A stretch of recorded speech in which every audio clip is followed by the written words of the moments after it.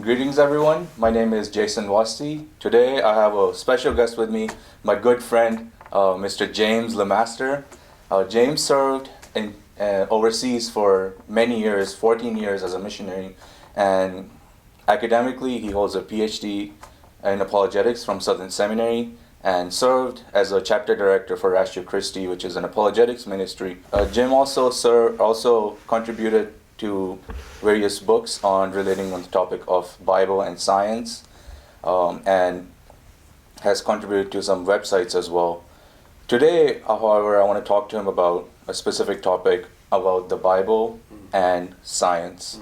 The reason I have you on today, Jim, is because a few months ago, I was in my home country of Pakistan, and I was talking to my best friend growing up who used to be a devout Christian, and he said that, quote unquote, he's an agnostic atheist, and he said that science can bury God 6 feet under the ground. It really broke my heart, but God was putting in my heart to just talk about this topic, and maybe through our discussion, the church can be equipped as well. My question to you is, does the Bible provide any foundation for science, or are they two different topics, two different fields of knowledge, or even are they hostile to each other? Right, those are the 2 or 3 scenarios you're going to hear often. Either they are enemies of one another, and you really can't be good at one and also proficient at the other, or they're going to say, let's keep the peace by keeping them entirely separate. They're completely different things. And I would disagree. I think the third option would be what I would call family members. They're related to one another and integrally so. Now, let me give you a couple examples. One of the things I was doing yesterday, I was at the library and spent a couple hours of doing this, well over an hour, was looking at the first chapter of Genesis, exploring something that science is really interested in. I think one fundamental thing all scientists are looking for is regularities. Yeah. What things repeat themselves in very predictable patterns out there in the natural world. And let's look at those and see if we can explain them, maybe by cause and effect, etc. But I think a lot of people are under the misunderstanding that the Bible never deals with things like that. The Bible talks about miracles, almost as if it's a book full of myths or legends. But I began to recall a lot of things in my Bible training in the past that indicated to me, hey, the Bible actually does talk about regularities in nature, and in fact really emphasizes them as being quite important and quite important for us to familiarize ourselves with, which seems like that's the same thing that a scientist wants to do. Yesterday, the issue was just starting in Genesis chapter 1, where it talks about God creating day and night.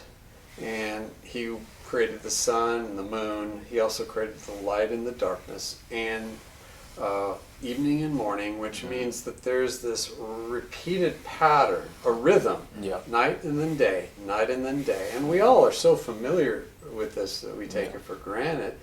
And I began to think about that and think, okay, is it just stating that as a brute fact, or is there a point behind it? And that might be fun to look at for a minute. One of the things it talks about, when it talks about day, of course, why did he create the sun to govern the day and the moon to govern the night? Well, it certainly makes an important point about light. We have to have light in order to function. And I think, for example, one of the passages that comes to mind is the passage in Psalm 104. If you ever want to find a really good starting passage in the Bible that talks a lot about nature, Psalm 104 is a really good starting point. This is what it says. He, God, made the moon for the seasons. The sun knows the place of its setting. You appoint darkness, and it becomes night, in which all the beasts of the forest prowl about. The young lions roar after their prey and seek their food from God. When the sun rises, they withdraw and lie down in their dens. Man goes forth to his work and to his labor until evening. It's going round and round. You have these nocturnal animals who come out at night. We all actually know about that. A lot of science has been put into studying nocturnal animals. But then the sun rises, what happens then? Well, human beings come out and they do their work, but then when evening comes, they stop and they rest, and these cycles go on. And that's an important aspect because of light and darkness. Now, another one I looked at, however, is the heat aspect, because obviously it's hotter during the day than it is during the night. And how important is that? Well, we know from science that what causes day and night? It spins, and that face of the earth is continually changing. And when it's facing away from the sun, it's night. When it's facing toward that, you probably have seen those old-time movies back in the days of Robin Hood, where they've got a fireplace and they're roasting a big turkey on a big long stick. What are they doing? They're rotating it. Why do they keep rotating it? Because they don't want one side to get burned. That's right. One side's going to get totally crisp and the other one's going to be raw. And that's actually what happens with certain planets. The planet Mercury, as a matter of fact, I'm not sure if it's exactly, but I forget the name of it, but it's one face largely tends to always be facing the sun the whole way around, and that means the other side is facing away. And that means one side is completely frozen and the other one's so hot no life could ever live on it. But with the Earth's rapid spin, it's like that roasting turkey. There's enough regulation of heat to allow life to survive and thrive. Never gets too hot, never gets too cold, except at the poles. Okay, so that's a great thing to know. But what is the Bible? Does the Bible ever talk about these kinds of things? It actually does. I remembered one in Psalm 19:6.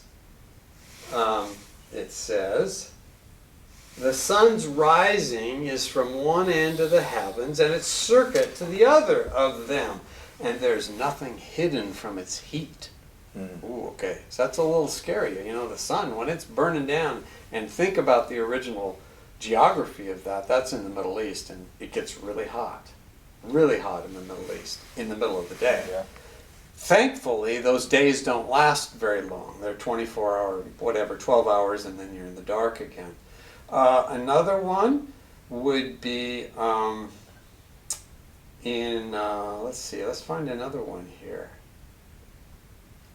"And the Lord appeared to him, to Abraham, by the oaks of Mamre, as he sat by the door of his tent in the heat of the day."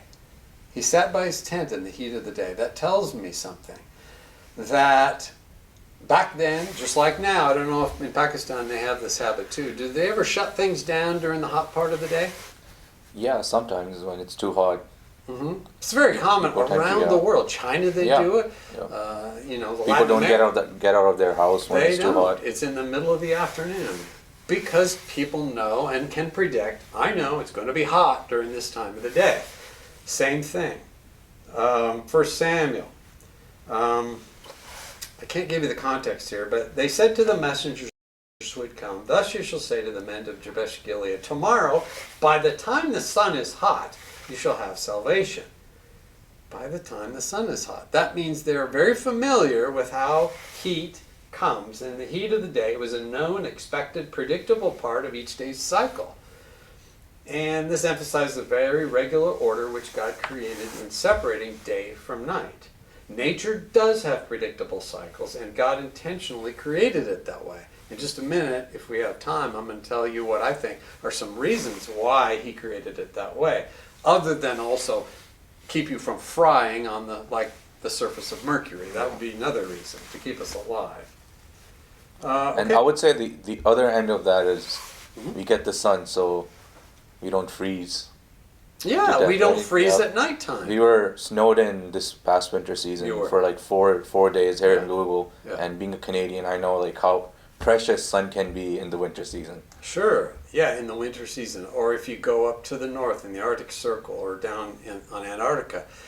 The only creatures that I know that live down in Antarctica are penguins. Yeah. And they kind of live around the edges and swim in the water, but it's not very friendly to life. Remember Jonah? At the very end, what happens to Jonah? He's waiting for God to send his judgment on the city of Nineveh. And what happens?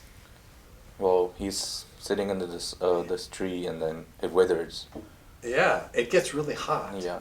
When the sun rose, God himself appointed a scorching east wind, and the sun beat down on the head of Jonah so that he was faint. We won't get into the theology of that, but it's obvious that there is heat in the daytime again in the Middle East, and the Bible is recognizing this as it's oppressively hot during the daytime. Remember the parable that Jesus talked about, where the farmer hired a number of different people to work in the field. Some he hired early in the day, and others hired later on, and he paid them the same amount, and they felt that was unfair. And they complained. They said, "These last worked only 1 hour, and you've made them equal to us, who have borne the burden of the day in the scorching heat." Yeah. Okay, so again, you've got all this recognition of day and night. Matthew 5 says, Jesus is talking here, he wants us to pray for those who persecute us. Why? So that you may be sons of the Father, your Father in heaven. Why? Because he causes his sun to rise on the evil and on the good. And the only way that would happen is if this is a regularity. It is a regularity. And you can count on it. And it's universal. Let's move on then and talk about what are some of the reasons for the day and the night cycle. Well, God says for sure he created the sun to govern the day, the moon to govern the night, to provide light on the earth. But then he also says to mark it as a sign and for seasons and days and years. There's measurements of time that he put into you call it the heavenly bodies. Yeah. If we even go beyond the sun and the moon, we go to the stars. There are regularities there, and God wants us to be able to count on them and mark our seasons, our days, and the years. Some of that could be for agricultural purposes, so that people will know and be able to predict when's the harvest, when are we planting, etc. Another scientist pointed out that it's for maritime reasons too, because in the old days, how did sailors navigate the oceans? Largely through the moon and the stars at night. That's how they knew which direction they were heading. It helps to guide them. These are all very practical things. And so it serves a really good purpose, practically. But there's even a theological purpose, which when you look at secular science, they're going to miss this, because they're not going to include this aspect, of this reason as to why the day and the night have this regularity. There's actually several of them, I think. Remember, it's in Jeremiah 33. Jeremiah is talking about the coming captivity in Babylon. God has lost the end of his patience and is going to allow his people in Israel, because of their idolatry, to be captured by the Babylonians. But then he says, don't worry, because 7 years later, I'm going to deliver you out. I haven't forgotten my promises to you.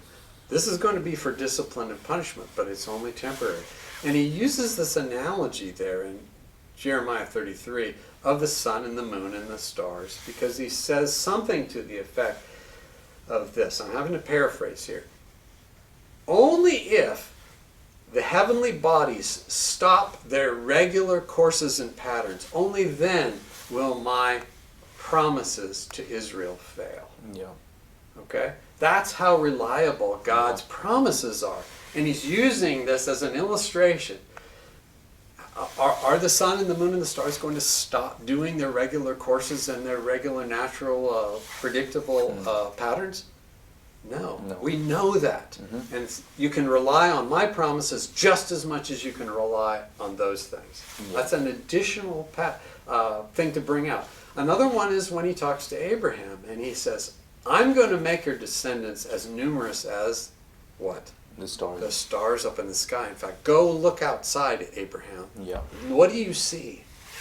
And these are just additional things. And I think that's what he meant in Genesis 1, I think it's in verse 14, that says, the sun and the moon, day and night, are also for signs. The word signs means an indication or sending a message. Now again, your secular scientists and your astronomers are going to completely ignore that. Oh, that's not part of science. Yeah. Well, I think what that gives us is the Bible gives us a richer and more full view of these patterns in nature. Yes, it's going to acknowledge the very same thing that a secular scientist was, and that is that there are mechanistic forces at work in nature. God set it up that way. But there's additional things beyond just the mechanistic brute facts that day and night happen in regular patterns. It gives us hope for the future. It tells us about a creator who cares about us and who will keep his promises to us. That gives me a richer view of the world. Amen. Thank you so much for answering this question. I think you did a pretty thorough job with it. And I would just add like how absurd it is to think that in this world, if there's no creator, there's no God, all these blind forces coming together and giving us these precise patterns. For me, when I look at these patterns and also things that you mentioned, there is a divine architect behind this universe. So thank you so much, Jim, for coming here. I think we will continue our conversation in the next episode. It's my pleasure. Thanks.